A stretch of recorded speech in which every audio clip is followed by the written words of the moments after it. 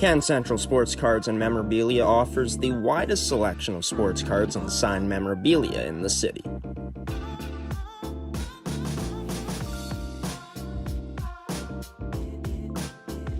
For dedicated casual and new collectors, Can Central Sports Cards and Memorabilia has everything a collector could ask for. Everything we sell is stored with care, and with help from our knowledgeable team, we'll help you find exactly what you're looking for. We carry Upper Deck hockey card brands like Series 1 and 2, the Cup, Ultimate, SPA, and plenty more. So what are you waiting for? Come down to Can Central Sports Cards and Memorabilia, Winnipeg's premier sports cards and memorabilia store.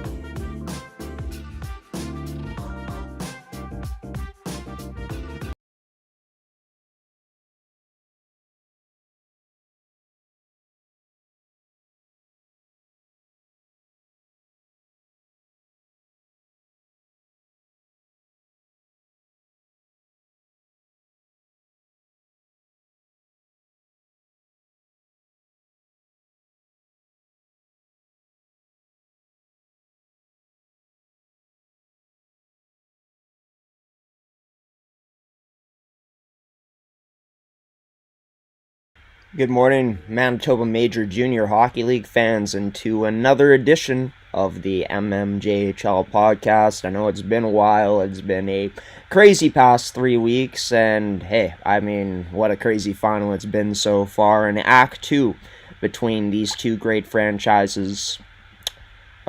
Is that the wrong graphics? Here we go, we'll pull this up. There we go. Act 2 of the 2026 mmjhl Finals. It started back on Tuesday, April 14th, and well, heading into tonight's Game 7, we're now tied at 3 apiece as the St. Boniface Riels able to stay alive in Game 5 of OT with a 5-4 victory, and then coming back with a strong 5-1 victory in Game number 6 to force what is no longer, if necessary, for a Game 7. A Game 7 will be played tonight at East End Arena, and really looking forward to it. What a series this has been between these two squads. I mean, everything that you could have asked for in a series between these two teams. We've had the drama, we've had the high skill. Things have gotten physical, for sure.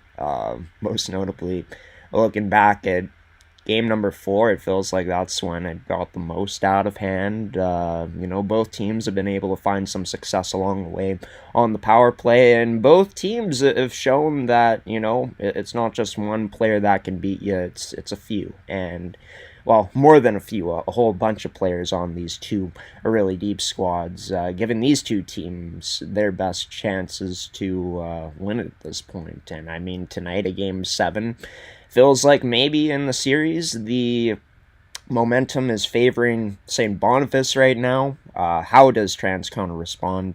I can't wait to find out. I'm going to be right back. I'm going to get my headset because I want to give you all the best audio quality as possible for this edition of the mmjhl podcast. It's only going to be us covering the finals and our final episode of the season, which is going to be coming out next week. We're going to talk about the finals and just the playoffs and the season in general before we send you off into the off season. But the off season, it'll officially commence after tonight's game, as we will be getting a Game 7 here in Manitoba, and that is quite exciting.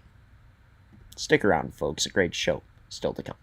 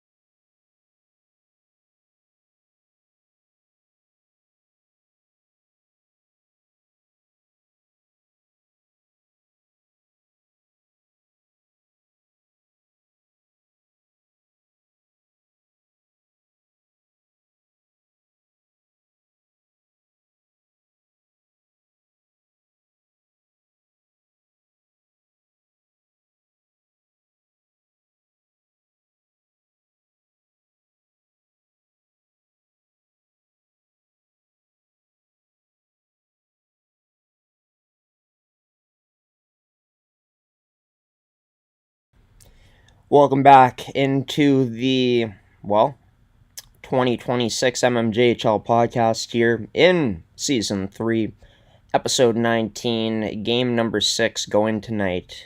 Not Game 6, Game 7, as I meant to say, going tonight between the St. Boniface Riels and the Transcona Railer Express, and we'll take a look at the journey for both of these teams, how they've made it to this point. St. Boniface going through the Fort Garry Twins and the St. James Junior Canucks, both winning those series in 5 games. And as for the Railer Express, like the Riels last year, even though it was done a bit differently, in terms of them being the higher seed compared to St. Boniface being the low seed when they upset the Fort Garry Twins in the semifinals to punch their ticket into last year's championship series. For Transcona, of course, they are the number 1 seed, this year's Art Moog winners, and yeah, they cruised to the finals with a sweep against the Raiders Junior Hockey Club and then a sweep against the River East Royal Knights. But, I've said it all finals long, it feels like. St. Boniface, they haven't had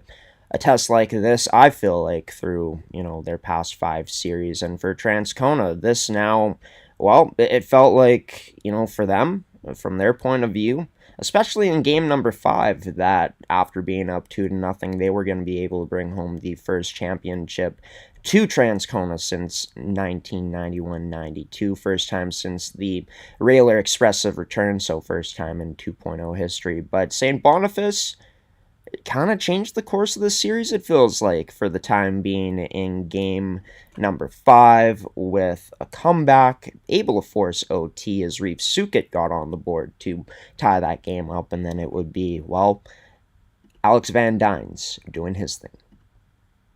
Right away by Mitchell. This is taken away by Riels. Riels over to Van Dynes. Swift reception of the pass there. Off of the post and in, they score! St. Boniface will fight to see another day in this mmjhl final. They push it to 6 on Sunday afternoon. A 5-4 OT victory to deny history for Transcona for at least a few more days. And truly an unbelievable game, an unbelievable finish that was in game number 5. For this Railer Express squad, being able to come back down 2-0, down 4-3, and tying things up. And then, look, they need their big-time players to step up, and Alex Van Dynes is one of them, and he sure delivered in game number 5, as St. Boniface at the time cut the series lead down from 3-1 to 3-2, and Van Dynes stepping up big time. Riels scored his first goal of the final series that night, and one thing that was very interesting is Owen LaRocque went out of that hockey game. He returned for game 6, of course, but it brought in Alex Domenico, and honestly, his performance, even though he didn't face a ton of rubber down the line in that matchup, just in terms of shots being 30 apiece, but, or were they 30 apiece? We'll take a look back right now.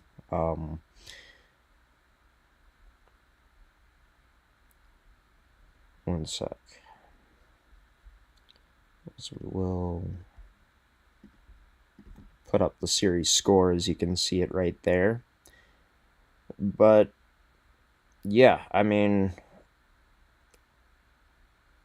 for this Riels squad, Alex Domenico ended up facing 20 shots in that matchup in total, and just trying to navigate the MM's website right now. By the way, this podcast brought to you by Can Central Sports Cards and Memorabilia, Movement, Fitness, and Performance Elite Prospects, Goaltenders, and Terrico. You can also watch the mmjhl playoffs and the final series exclusively on gshowproductions.uscreen.io. You can also find all of our games right beside the games on the mmjhl's website with the watch game link. You can click on that, and then boom, you're on your way to get into our content. But back into that game 5. As yeah, the Railer Express after that first period of action got outshot 17-8 in the second period of game number 5. St. Boniface ended up scoring 3 unanswered before Trey Sullen was able to tie up the game late in that second frame. Shots ended up being 11-7 in favor of Transcona in period number 3, where Domenico only letting in the 1 goal, and that ended up being to Declan Whiteman. But then St. Boniface, look, they upped their ante. They were able to tie this game up on the power play with a goal from Riels, and then another power play goal from Alex Van Dyne. So, St. Boniface proving why they've had success all season long. It's been that next man up mentality all season long. Look, losing Owen LaRock it looked devastating at the time for this team, but Domenico came in, raised his level, had a 900 save percentage in that game. His teammates around him raised the level at the very start, right when he came into the goal of that game in period 2, only allowing 8 shots and putting up 17. So they helped out their goaltender, and then, like talked about, when St. Boniface needed them the most, their big-time players stepped up, like Riels, like Alex Van Dynes in that game in particular, and then they were able to get the power play going, which it was quite a struggle heading into game number 5, as they only had 3 goals out of 15 power play attempts up until that point. But looking at how St. Boniface is able to carry it forward into game number 6, they're able to start off with a huge 3-0 lead. Transcona would start to pour on chances as that game went along, but they could never truly find a way to beat Owen LaRock, who made his return into the lineup, as they were only able to get 1 past him. But other than that, St. Boniface really raising their level in terms of not only in goal, but in front of their goaltender. We're seeing shades of last year, huge signs of last year's defensive dominance that St. Boniface had throughout their first 2 rounds and in many parts of the finals against Transcona. That showed itself in Game 6 on Sunday afternoon, and all of a sudden the Riels have the momentum in this series. As we take a look through the first 4 games, Transcona was outscoring the Riels by a score of, 13 goals for, 9 goals against. Well, that's flipped as St. Boniface has been able to find 10 goals in their past 2 games. They've also been able to find the 2 power play goals. Game 6, neither team was able to score on the power play, but yeah, Transcona, their man advantage is kind of ran dry in the past few games overall. They're still slightly outshooting the St. Boniface Riels, but it's been close back and forth action all series long between these 2 teams. We've seen a lot of chances off the rush, a lot of good rush defenses. The teams that can start to get a cycle going and start to wear each other down or one another probably gives themselves their best chance. And of course, both teams got to be so good in their defensive zone at all time because of the skill on both sides. Caden Bruchansky has been a real leader from the back end for Transcona. They're going to need him to continue his elite play, as he has a case right now, I think, if Transcona wins this series, that he could very well be named playoff MVP. Bruchansky's totals were quite strong heading into this series. He is, I believe, the highest scoring defenseman throughout this postseason, and Transcona is going to need him tonight. Nathan Turner, he stepped up big time throughout this final series, 4 goals in the 6 games played. For a vet like him that's been here for so long, it's been great to see him being able to put up the performances he has throughout this final. And Nolan Vandenbush, it's gone cold in the past few games, but can't ignore him. He was once, leading the whole series in points out of players. And if we take a look at the mmjhl's website, at mmjhl.ca, by the way, if you're wondering where to check out statistics, standings, scores, whatever else from around this league. Nolan Vandenbush tied for the leading points now in the postseason with his teammate in Trey Sun, as Trey has put up a good production in these past few games. For when Transcona has been able to put some offense on the board, as Trey has 4 points in his past two games, had the only goal for Transcona in game number 6. Sage Delarone, we've seen his save percentage dip a bit as this finals has gone along, and well, for Owen LaRock, we've seen his rise up. 913 save percentage heading into the finals. Throughout these games he's played, the 5 and the first period in game number 5 against the Railer Express, a 923 save percentage. He's looking to get to a 500 record tonight, as that's what St. Boniface is hoping, as that would mean they would become champions.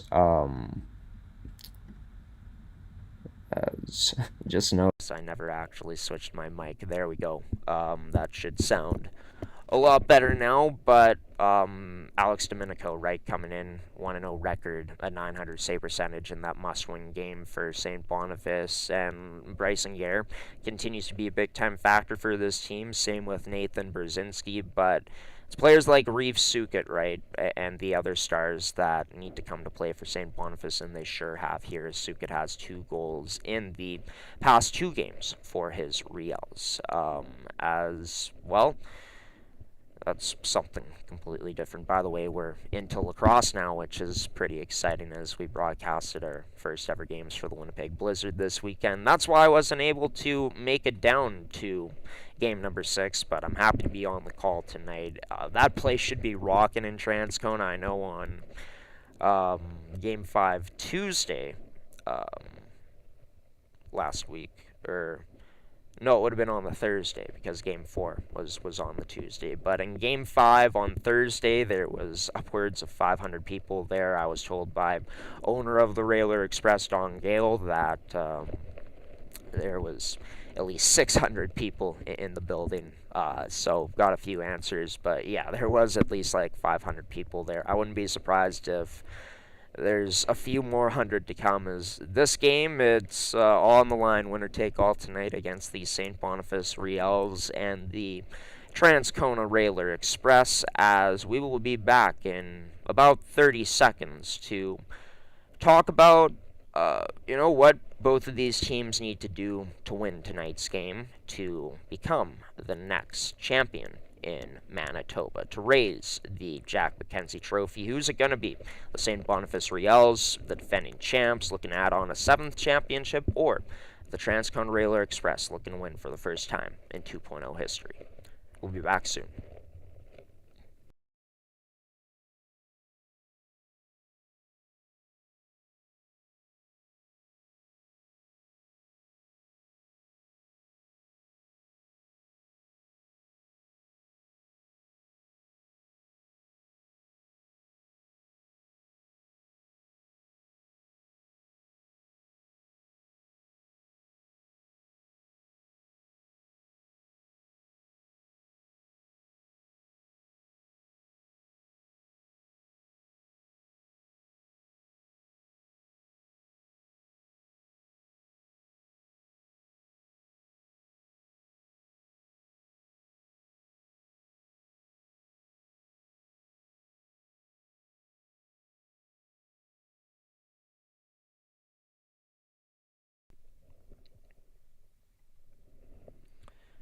Welcome back in to the mmjhl podcast. As well, it's not quite, nowhere near the NHL, of course, as that's the best of the best professional league.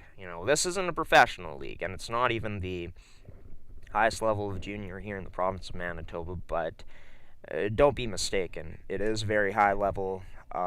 There's players in this league that have been former WHL players, and players that very well could play in the MJHL, and, they choose to play in the just because of the lifestyle choose to live, right. It's a lot easier to work and go to school when you're in the from what I've heard, compared to the MJ, but nonetheless, I think every single competitor, dreams of what it could look like if they're the hero in a game number 7, right? Especially in a championship game. to see who is able to be crowned the next champion in their province. And since we're in Manitoba, that being Manitoba. And on one side, you got the St. Boniface Riels, who are defending champions, who look to have all of the momentum right now. Unbelievable performance in game number 6, unbelievable resiliency shown in that game number 5, especially when the goaltender of the year goes out of the game, right, in Owen Larocque. But now they're on track to potentially going back-to-back and, putting themselves in the conversation with some of the past great teams, great franchises in the Manitoba Major Junior Hockey League. Again, it would be the 7th championship in St. Boniface's history. It'd be their 3rd in the past, I guess, 15 or 16 years or so. I guess 11 years since last year, winning their first championship since 10 years ago. But on the other side, you got the Transcona Railer Express, who, they've been building throughout these past 2 seasons for this moment to be able to hoist a championship. A team since returning in their 2.0 history that has made it to 2 finals before this and have lost both times in 5 games. This time they had a chance to win in game number 5, but let it slip away. And currently, just the way things feel in this series, they're unfortunately on choke alert. But great teams find a way to make it through. And how great is this Transcona Railer Express team? Well, we're going to find that out tonight. And what they got to be thinking about, in my opinion, is, look, we're not out of this series. We're in it. We're tied. We had 2 chances. We failed. 3rd time's the charm. That's what they're hoping here tonight, as we'll take a look again at, where this series ended up changing. In my opinion, game number 5 in period 2, when St. Boniface scored 3 unanswered.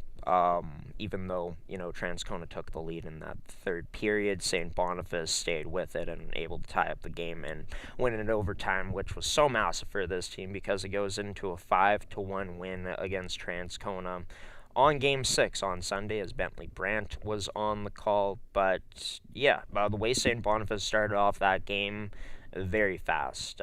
3 goals through the first 10 minutes of it to go up.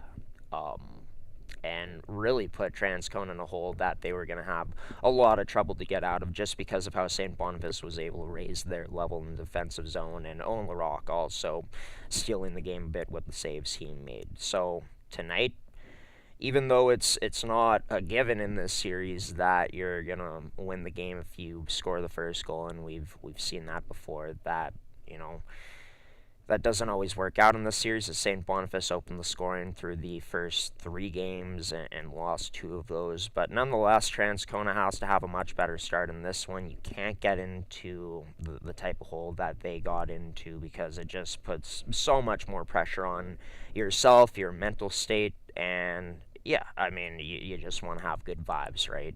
And that's what Transcona is looking for in this game tonight, would be a quick start. St. Boniface is, of course, going to be looking to neutralize that and looking to get off to a quick start themselves. But I feel like whichever team can stay the most disciplined in this game, whichever team can be able to execute the best in their defensive zone, and I'm talking about which team can play to their structure the best, which team is going to be able to disrupt the most opportunities, and then finally, which team is able to get it going on the cycle, and start to wear each other down in Game 7. Both of these teams, surely not the same type of juices they came in with into this series, so that cycle game, whichever team has, the fresher legs at this point, has the more stamina left, it should favor them in this one here tonight.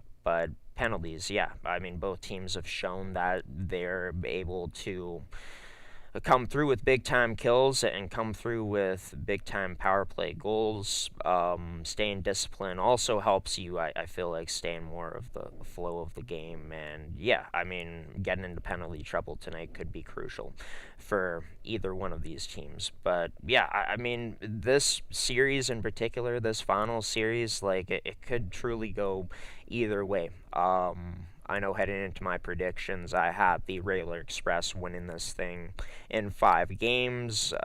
It was a bit of a different route taken for both teams, so I mean, felt like the finals heading into it would be much closer than originally predicted. It was looking like it was going to finish in 5 games, but the defending champs, of course, decided to stay around for a bit longer, proving that they're the toughest team still to put away in the MM to this point in the past 2 seasons. But it can go either way because both these teams, the Riels, they're the healthiest they've been all season long. For Transcona, they were fully healthy heading into the finals. Both teams have great depth, great high-end talent up front, great defensive cores, and great goaltending. And it's just been a pleasure to be able to get to watch a finals series like this.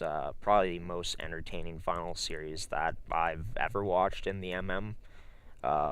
Since, the first finals series I think I ever watched was St. James and Pembina Valley back in 21-22, where St. James ended up winning that in, thinking off the top of my head, it wasn't a sweep, but it was in 7 games. So the last time we got a Game 7 here in the mmjhl was before the COVID-19 pandemic. So to have that to finish off this season of mmjhl hockey on our network is truly special, and we want to thank you all here, everyone from G Show Productions, for tuning in and supporting us and the league and these great teams along the way this year. My prediction for tonight, I'm not going to give any, because I'm just excited to see it play out.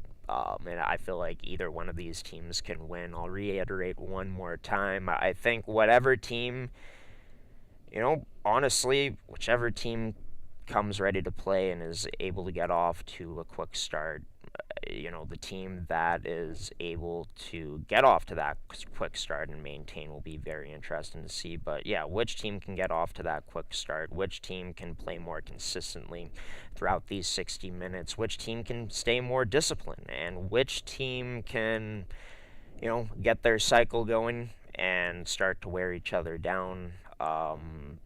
Whichever team has most of those advantages, as it goes many times in the game of hockey, I'd say should come out victorious in this one tonight. I can't wait to be behind the mic for this fantastic game, which could very well be a historic one here tonight.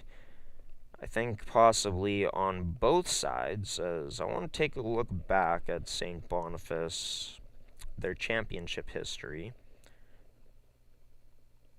see if they've ever gone back-to-back, because we know that for the Railer Express, even though Transcona's seen a championship before, they haven't been able to do it in Railer Express history, which is a different team compared to the Transcona Railers, with them changing up their team name a bit.